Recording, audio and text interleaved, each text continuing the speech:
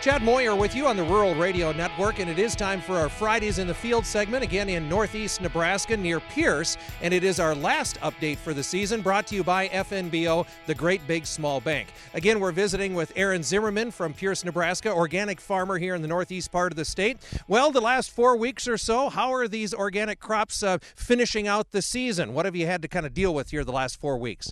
Well, the last 4 weeks has been, finishing up irrigation. Of course, it finished out hot and dry. We did have another big gully washer of about 5 inches, so apparently that's the only way it comes this year. Now we kind of moved harvest up a little bit because we've got some standability issues that we need to get the corn in the bin.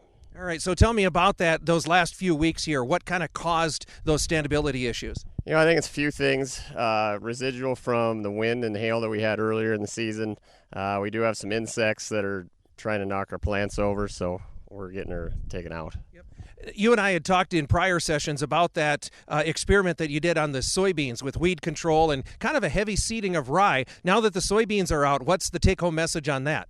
We're going to go more wide scale next year because it turned out really, really well. It actually tied with our best yields we ever had done conventionally, so we're pretty tickled about it. Okay, and again, remind people, what were the parameters for that? What'd you do? Well, it was basically, the normal time you'd plant rye, say, pick second week of May, disc to reset any weeds, plant 3 bushel the acre rye with a drill, and immediately plant a high rate of soybeans. We did 2 units per acre, and basically the rye comes up at the same time the soybeans do. You have basically that allelopathy or whatever from the rye to suppress the weeds. Once the soybeans get big enough that they can canopy themselves, the rye's kind of shutting down in July anyways, and it's kind of a handoff, and then you've got your canopy of the soybeans, and it takes it the rest of the way through the season. So how about soybean yields? I know last time we talked, too, there was a pretty heavy rainstorm that came through. You had some hail on some of your fields. Did the soybeans end up yielding what you thought they should? They yielded way better than we thought they should. I was kind of thinking if we could do 40, I'd be tickled. We ended up doing 66, so we're thrilled.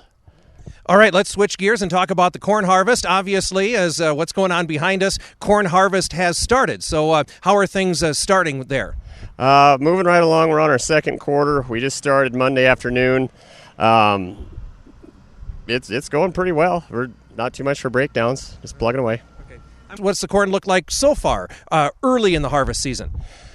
So far, it's okay. We were expecting we were not going to have the yields we had last year coming out of alfalfa because you just have that alfalfa credit. So it's okay. Could it be better? Yeah, but we could have done with maybe a foot less of rain, altogether. So, by and large, it's okay. There's good premiums in organic, so it works.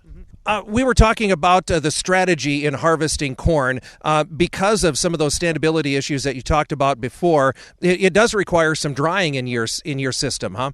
Yes, it does. So, with the standability issues we have right now, we're deciding to take it early. We have a continuous flow grain dryer, so we're definitely going to utilize that.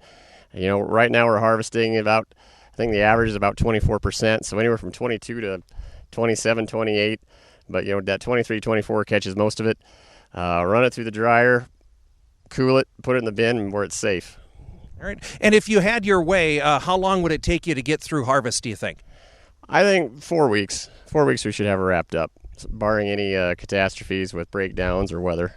All right. Just as we kind of wrap up here, we've talked about a lot of different things here over the last number of weeks. Are there any takeaways that, you think? We talked about the soybean rye study, but anything else that you've kind of learned this year? Maybe some management changes for next year? Yeah, corn on corn stuff. I mean, it's tough even in conventionals, and it's probably even tougher in organics. Don't recommend it. It takes an extra step of nitrogen management, but you're really limited because you can't spoon feed it on like you can with conventionals, whether it's UAN through the pivot as the season goes. So there's just a lot of things that we got to do a little bit differently that I think can make a big difference going forward.